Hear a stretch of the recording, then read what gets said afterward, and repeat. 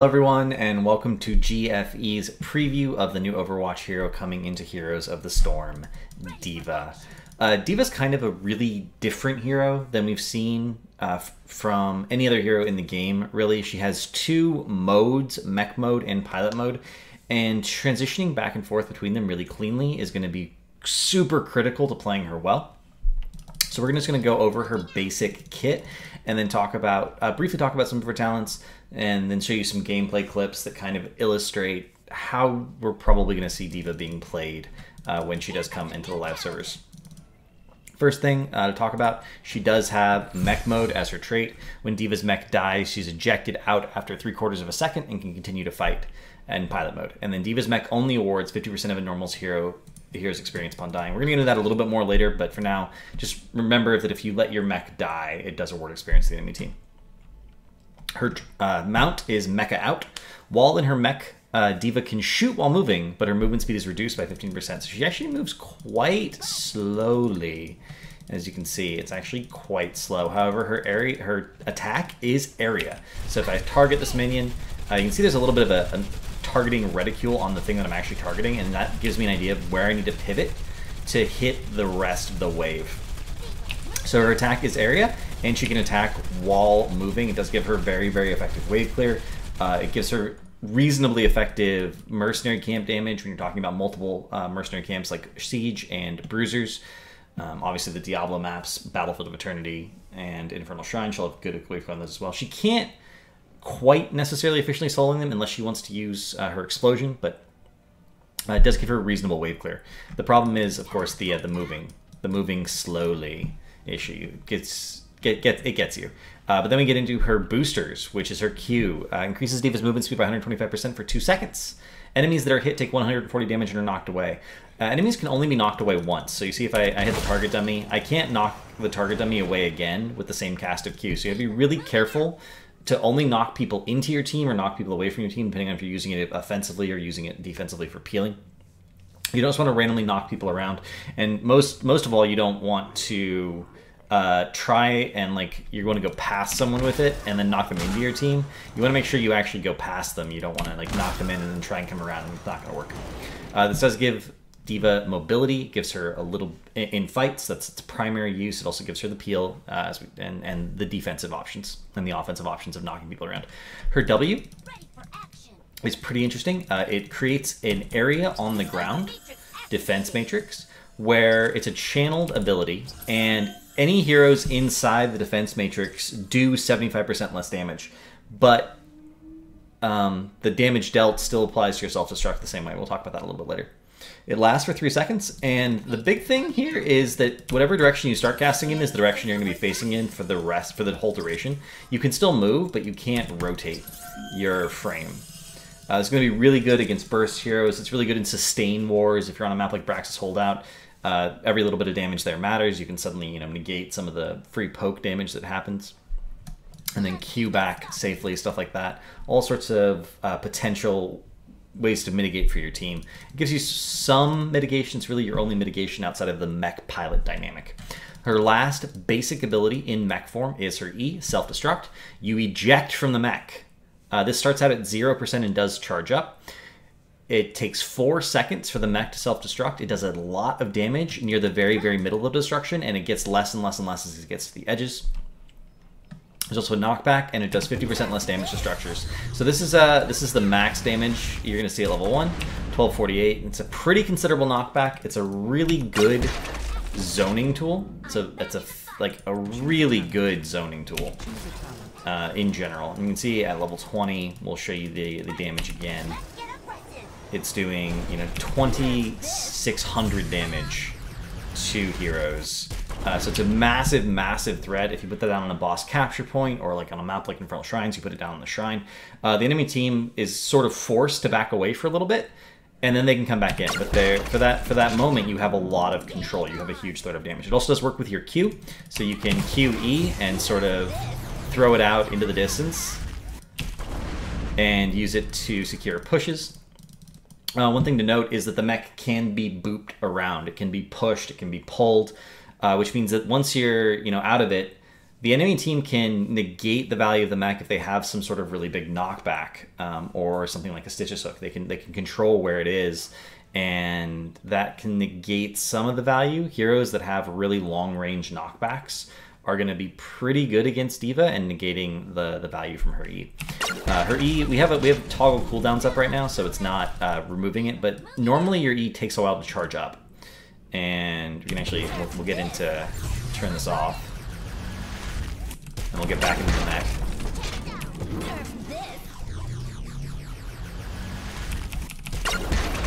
So it starts out at 0%. You get 1% per 2 seconds of auto attacking. So if you just auto attack a target continuously, it would take 100 seconds to get the full charge.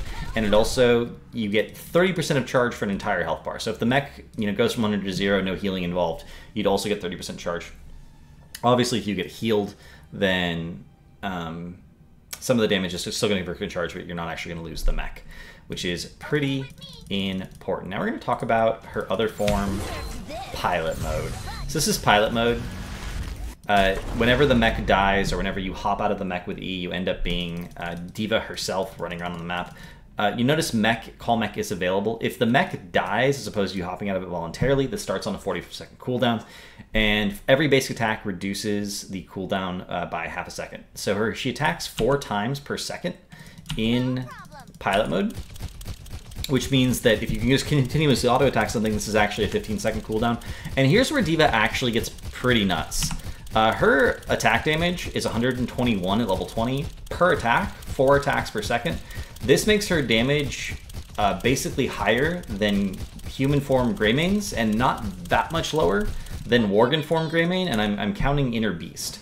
It puts her in the top 3 for sustained ranged damage dealers in the entire game, which is pretty nuts. Her range damage is considerable. If you're sieging a building or burning down something like an Immortal on Battlefield of Eternity or Garden Terrors on Garden of Terror, and you can do so safely, you're actually one of the best ways to deal with that. So you have not only this amazing mech with all these, with this health options, really good zoning, really good damage mitigation, and potentially mobility and knockbacks. You get in this pilot form, and suddenly you're actually one of the best ranged assassins in the game in terms of sustained damage, which means that transitioning back and forth seamlessly between those two things is going to be really important to playing D.Va at a really high level of competency. And we're going to go, some of the clips we're going to be going over are going to focus exactly on that. So that's her only thing in pilot mode, is the call mech. There are some talents you can unlock that will give you a Q and a W as well. And basic attacks reduce the cooldown of call mech. As a pilot, D.Va only words 50% of a normal hero's experience upon dying. This is actually not entirely true. We tested this out. You can mount as well in D.Va mode. This is actually not entirely true. If the mech dies and you're in pilot mode, then D.Va will give only 50% experience. If you actually intentionally eject from the mech and D.Va dies, she gives 100% of a kill. So you can't like self-destruct and die in pilot mode and only give half the experience. If you die in pilot mode after self-destructing, you give 100% of a kill. But if their mech dies and then D.Va dies, you get 50% of a kill. It's it's exactly the same way like Rexar works with Misha. Misha's 25% of a kill. But if you kill Rexar and Misha, you don't get 125% experience. You get 100% experience just for that one kill. A little bit of a different dynamic. So going over talents real quick, all of her level 1s are about mobility. You have Rush Down, which helps you transition on long rotation maps because your Q has half a cooldown if you don't hit anyone or take any damage. Hit the Nitrous is kind of silly. It's just, you guys can see, I'll actually take it. It's just that initial burst of speed is pretty ridiculous.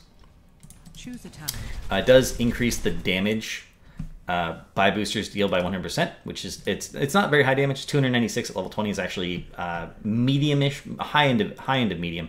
It's not that high, so doubling it is okay, but not necessarily great. Crash Course is reduced cooldown for hitting heroes, pretty good. Pro Moves, I think, is going to be the default talent at this level. And basically, whenever you're taking damage, you get a charge. Every instance of damage you take, you get a charge of movement speed. So you see on the boss, it didn't build up charges very fast, but on this camp, they're hitting me. I'm building up these charges considerably quickly, and it's only for 1 second. but it's 1 second per stack. So the stacks decay at 1 time per second. So normally I'm moving 85% speed.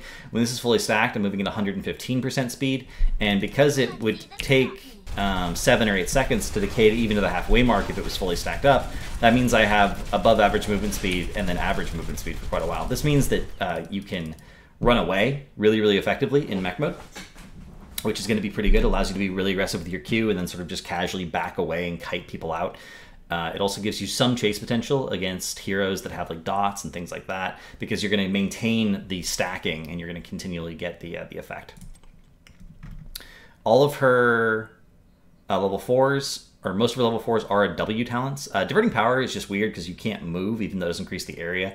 Against low mobility, high burst heroes, if you can get on top of them like Jaina, that could be good. But why not just keep, if they're low mobility anyway, why not just be able to move and keep your W on top of them, right? It doesn't really seem to do anything that good D.Va players can't already do anyway. Increase the duration of defense measures by 3 seconds. This could be good in certain situations, in like really heavy sustained fights. I don't think it's going to be the default. But Fusion Generator and Bring It On both charge up your E faster, and having your E up more frequently means you can transition back and forth between Pilot D.Va and Mech D.Va really, really effectively. So one of these is just going to be the default, I think, in the majority of scenarios. Every time an enemy hero deals damage while inside defense matrix, D.Va's self-destruct charge increases by 1%, max charge of 15% can be reduced, and Bring It On, self-destruct's charge amount gained from losing health increased by 30%. If you're not comfortable keeping people in and really maxing out the value of Fusion Generator, Bring It On is just a really easy choice. It's just going to be the easiest talent to use at that tier by far. Coming through, increase the knockback distances can be good, but again, knockbacks can also be bad. You can mess up plays, you can deny follow-ups you see. There's all sorts of problems with knockbacks and HOTS when it comes to team play, where unless you're on comms and people are expecting it, it can be difficult. It does give you more peel though, so if you're against like a heavy dive comp, you can use this to peel for your team. Dazer Zone, I don't think the slow is good enough. I just don't think it's big enough, having played with it. Aggression Matrix. Basic attacks in mech mode against heroes lower the cooldown of defense matrix. This means your defense matrix is going to be up really, really frequently, especially because each attack from your area attack does count. So it's something to consider. And then nuclear option. This increases the time when self-destruction triggers by 3 seconds, but it does 50% additional damage. And that actually gives you even more crazy zoning potential. It gives you even more playmaking potential in many ways. I think this is the most fun talent. But definitely, I think Aggression Matrix or Nuclear option. If you do take Aggression Matrix, you might want to consider switching over to taking Fusion Generator, or instead of Bring It On. So there is some synergy there to consider. Choose a talent. Nuclear option. Bunny Hop is super cute. It's super fun. I think it's a terrible heroic. It gives you Unstoppable. It gives you the damage from the stomp. It gives you a 40% slow, which is really substantial. But Big Shot helps you transition back and forth between being a pilot and being a mech seamlessly more frequently. And it also gives you an ability you can actually use in pilot mode. And it gives you poke in pilot mode because it is such a very, very long range. You can actually, we'll see this. Look at that. That range is really considerable, right? And every hero you hit reduces the cooldown of Call Mech by 8 seconds. So if you do get forced out of your mech for some reason, you can get the mech back even faster, which is really, really critical to the way she plays, having the ability to go back and forth whenever she wants to. At level 13, this is a pretty complicated tier. These are all deal with survivability. Emergency shielding, I think the shield is too small to ever be considered. So expensive plating increases mech health by 20%, but also increases the cooldown of Call Mech by 15 seconds. Again, that shouldn't matter because you have so many tools to get your mech back really quickly and your auto attack is really fast. Here's the interesting one, a Blade of Armor. Damage against D.Va's mech that would deal 5% or less of its maximum health are reduced by 50%. There are 21 heroes in Heroes of the Storm that have an auto attack that is greater than, assuming you're on even levels, then greater than the amount that a Blade of Armor would apply to. So essentially against 2/3 of all heroes in the game, a Blade of Armor reads, give yourself 50% physical armor. 50% physical armor is a lot. It is a ton of armor.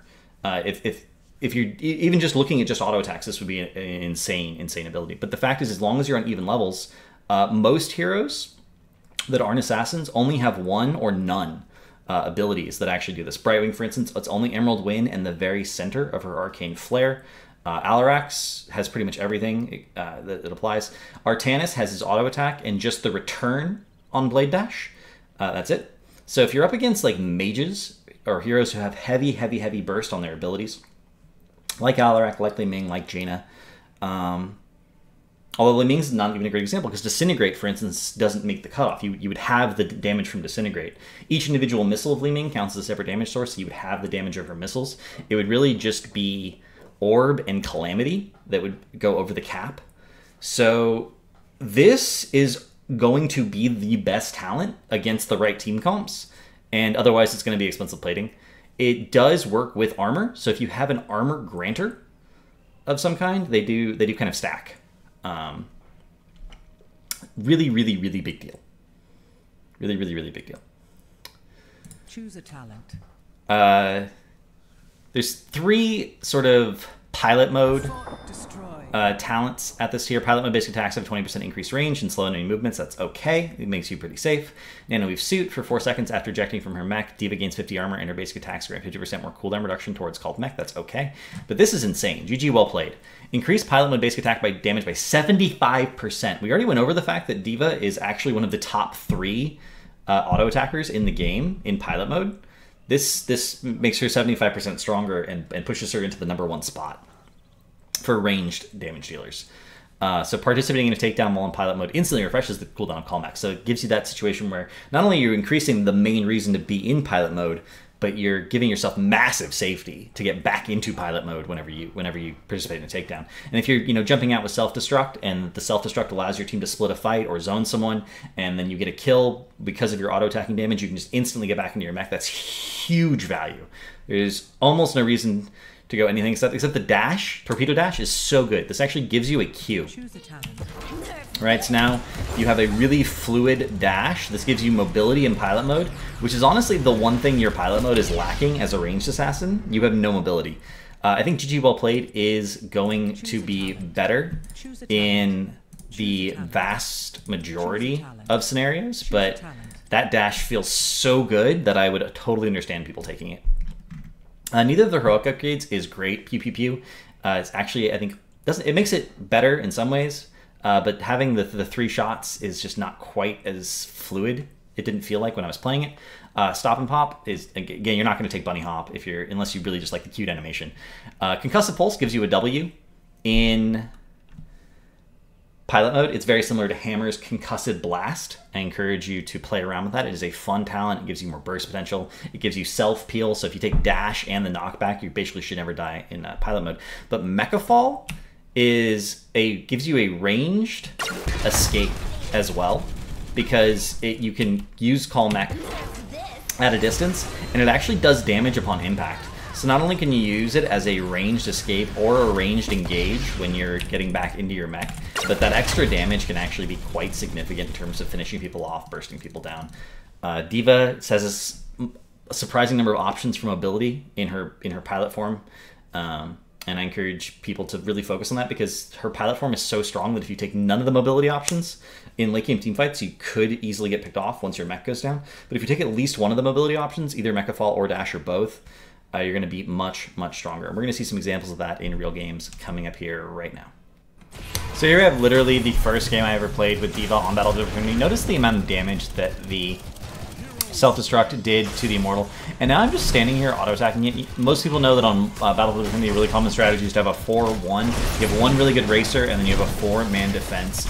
And with her ability to hop back in her mech and her shield damage from pilot, D.Va's a really, really safe racer because she can get away from the 4-man. And look at how quickly I just melt the Immortal in D.Va form, and then I transition back and forth. My mech will be available whenever I need it to be if anyone came and tried to stop me. But that damage is absolutely insane, and it's going to make the pilot form of D.Va a #1 thing that people really need to master, because you're so much more fragile but so much more terrifying.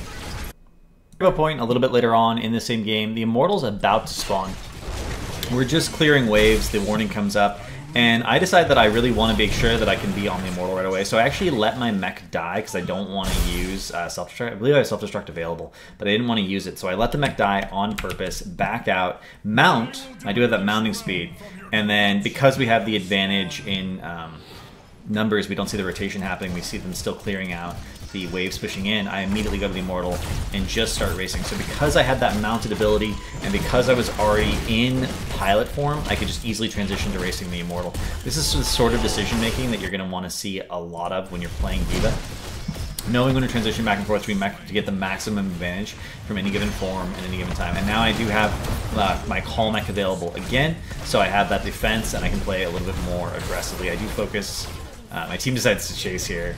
We do focus a little bit more on racing the Immortal here, but if they'd come to defend, I could have popped into my mech, used Q to get away, or used W to save my team. It's been absolutely, totally fine. So here we have another example on Sky Temple of D.Va transitioning between mech and pilot modes. We did a little bit of an invade here. Didn't go well. I got knocked out of my mech. So I'm just strafing backwards, cutting backwards while using my big shot to get back into my mech. And as soon as my mech's available, I hop back into my mech, and then I immediately pop it for the explosion, forcing them to back off. The rest of my teammates weren't really low enough to justify this, but imagine if they would all been lower.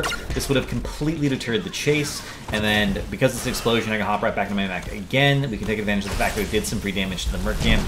Pick that up. Masterfish goes for an aggressive engage here. We didn't call for this, we were on comms, but he did come down.